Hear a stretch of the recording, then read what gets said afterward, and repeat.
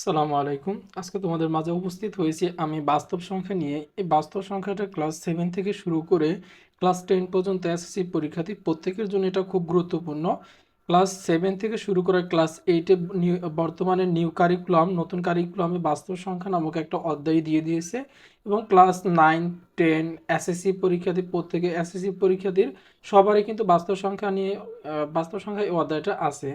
তো দেখো বাস্তব সংখ্যা এটা আমাদের এখানে যতগুলো এমসিকিউ নেওয়া হয়েছে প্রত্যেকটা এসএসসি এর বোর্ড কোশ্চেন থেকে নেওয়া হয়েছে, চট্টগ্রাম বোর্ড, সিলেট বোর্ড এবং এখানে যতগুলো তোমরা দেখতেছো সবগুলো এগুলো কি বোর্ড কোশ্চেন থেকে নেওয়া হয়েছে বিগত বছরের।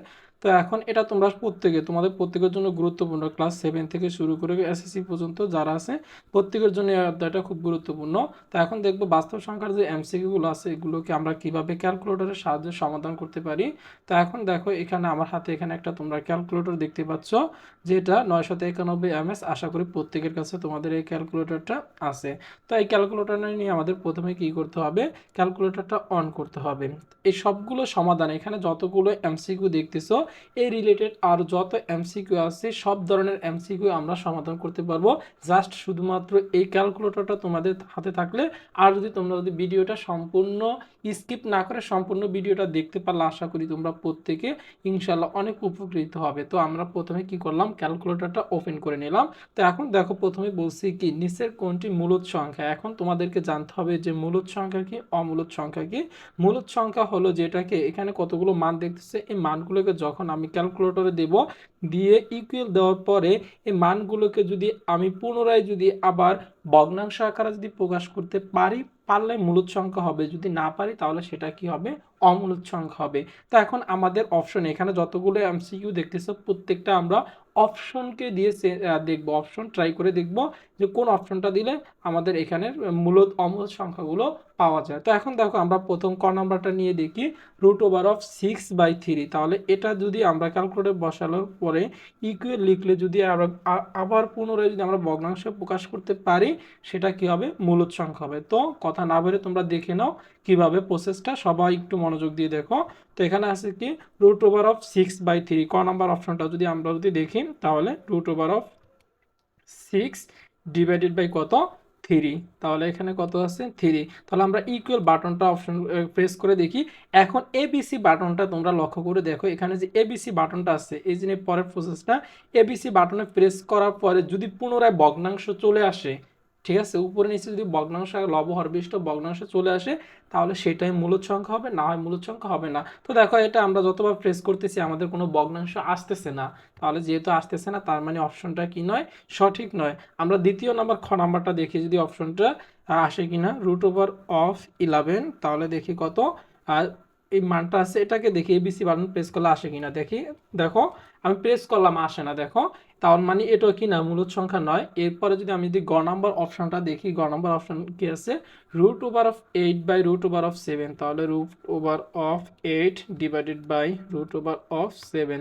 তাহলে লক্ষ্য করে দেখো এখন এবিসি বাটন প্রেস করতেছি, তার মানে এখন হইতেছে না, তার মানে অবশ্যই নিশ্চিত ঘ নাম্বারটা হবে অবশ্যই। তার মানে দেখি আমরা এটা প্রেস করে দেখি, √27। তাহলে √27 কত, √48, কত, 48 ইকুয়াল বাটনটা প্রেস করলাম।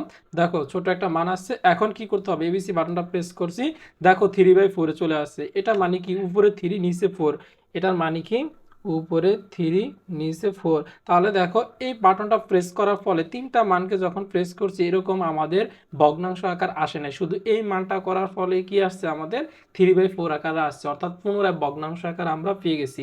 তার মানে এটা কি সংখ্যা, মূলদ সংখ্যা। তোমরা সবাই আশা করি বুঝতে পারছো। তো গ নাম্বার অপশনটা হবে, তোমরা খুব সহজে আশা করি প্রত্যেকটা সমাধান করতে পারবো। দেখো নিচের কোনটি মূলদ সংখ্যা, ঠিক একই রকম ভাবে আমরা অপশনগুলো চেক করে দেখবো যে কোনটা মূলদ সংখ্যা। অপশনগুলো চেক করে দেখি, √3/2 কত, √3/2। তাহলে দেখি √3 / √2 প্রেস করে দেখি, এই এবিসি বাটন প্রেস করে দেখো আসে না, আমাদের পূর্ণমান আসে না। খ নম্বরটা যদি দেখি, √18 / √32। তাহলে দেখি √18 / √32 ইকুয়াল বাটনটা প্রেস করলাম, 0.75 এবিসি বাটনে প্রেস করছি, দেখো 3/4 আকারে চলে আসছে, অর্থাৎ আমাদের আনসার কোনটা হবে?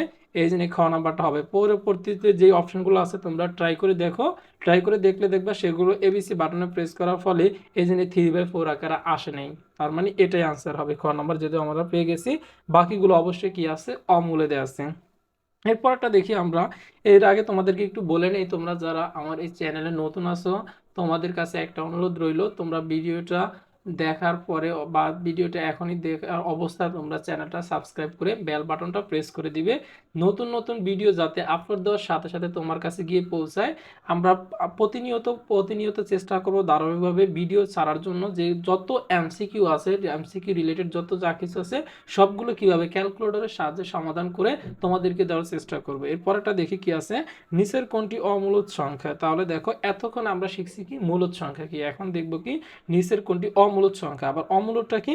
দেখো এগুলোকে প্রেস করার পর ইকুয়ালের পরে যেটা যেটা দশমিক আকারে না আসবে, যেটা দশমিক আকারে অর্থাৎ ভগ্নাংশ আকারে যেটা না আসবে সেটাই অমূলদ সংখ্যা। তাহলে এখন দেখি, তার মানে এখানে অবশ্যই সবগুলো যে কোনো তিনটা কি আকার আসবে? ভগ্নাংশ আকার আসবে, বাকিগুলো কি আসবে না? ভগ্নাংশ, বাকি একটা ভগ্নাংশ আকারে আসবে না, সেটা পূর্ণ সংখ্যা হবে। তাহলে দেখি 0.4 পৌনপুণিক, তাহলে কত?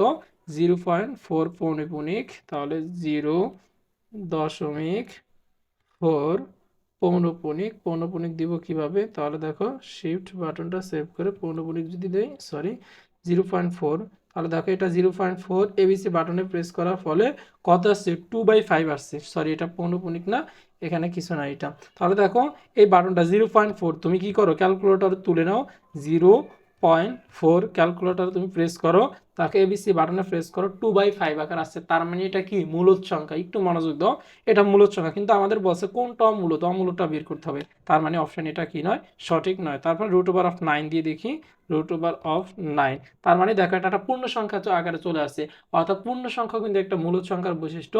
আর দশমিক ভগ্নাংশ ভগ্নাংশ আকারে নিতে পারলে সেটাও কি সেটাও মূলদ সংখ্যা। আমাদের বলছে অমূলদ সংখ্যা, যেটা অসংখ্য মান আসবে, কোনো দশমিক আকার আসবে না, পূর্ণ মানও আসবে না, 0 দশমিক বা এরকম একটা কোনো দশমিক আকারে অনেকগুলো মান চলে আসবে।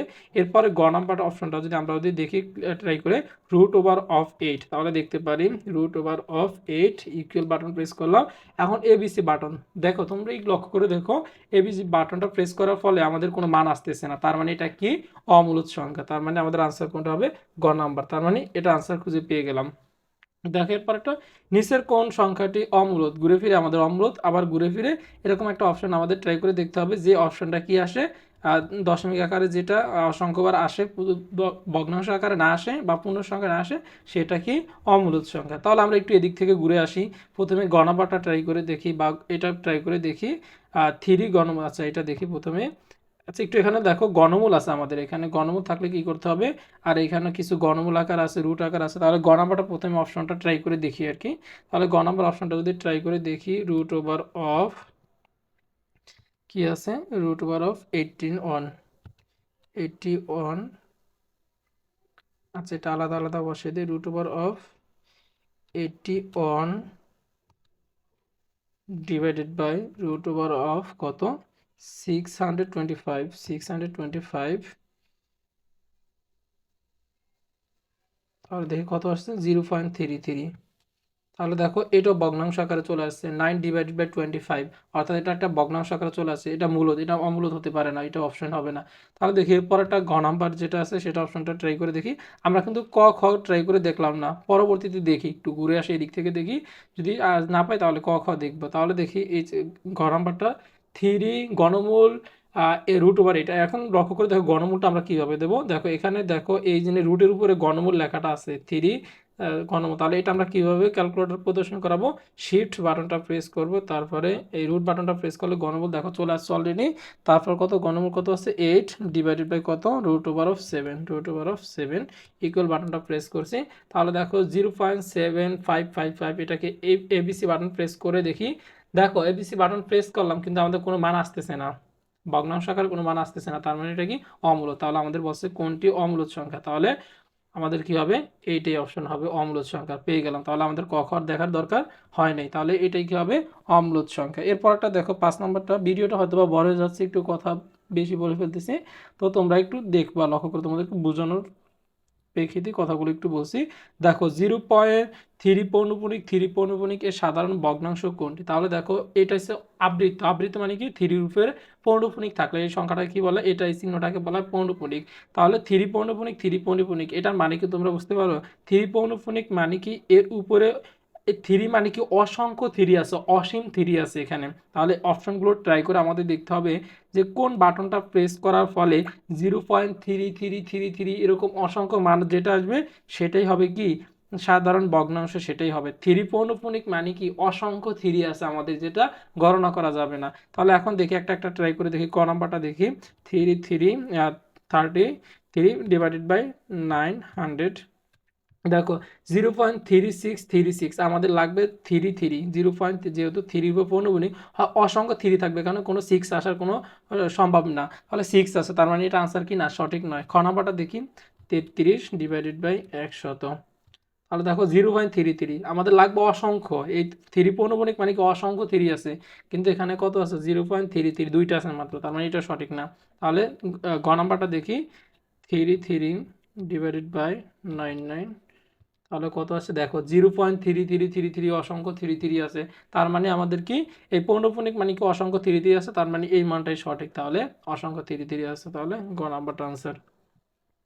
আশা করি তোমরা সবাই বুঝতে পারছো। এই ধরনের ম্যাথ আরও তোমরা অনেক প্র্যাকটিস করে দেখবা, তোমাদের গাইড করে দেখবা, বিভিন্ন বছরের বোর্ড কোশ্চেনগুলো দেখবা। তোমাদের বইতে আছে, বিশেষ করে ক্লাস 8-এর বইতে আছে, ক্লাস 9-10-এর বইতেও বাস্তব সংখ্যা নিয়ে এই ধরনের মূলদ অমূলদ তোমরা যারা একটু বই কাটাকাটি করছো তোমরা ফেস করছো এগুলোর সাথে। তো তোমরা আশা করি তোমাদের ভিডিওটার মাধ্যমে অনেক উপকৃত হয়েছে। তোমাদের এরপরে কোন রিলেটেড, কোন অধ্যায়ের কোন রিলেটেড ভিডিও প্রয়োজন তোমাদের, তোমরা কমেন্টে জানিয়ে দিবা। আশা করি তোমাদের সেই কমেন্টে রেসপন্স করে সেই বিষয়ে সেই রিলেটেড কি করব ভিডিও বানাবো। তোমরা সবাই কমেন্টে জানিয়ে দিব। আর তোমাদের কাছে একটাই রিকোয়েস্ট, তোমরা লাইক করবে এবং ভিডিওটা শেয়ার করে দিবে।